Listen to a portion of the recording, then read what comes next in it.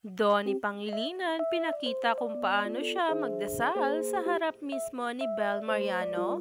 Yan na nga ngayon ang nagtitrending at pinag-uusapan ng maraming netizens. Kilig overload nga at nahimlay na ang maraming bula dahil dito.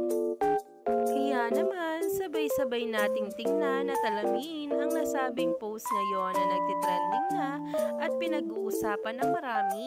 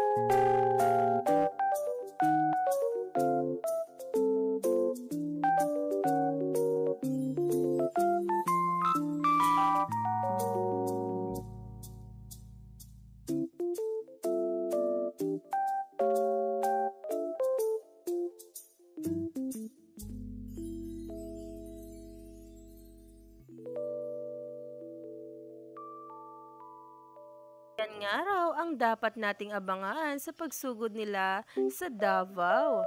Para nga sa isang game kung saan si Belle at Donnie ay present dito.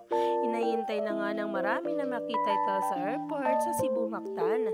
Kaya naman talaga stay tuned lang tayo for more updates tungkol mismo kay Donnie Pangilinan at Belle Mariano sa mga susunod na araw.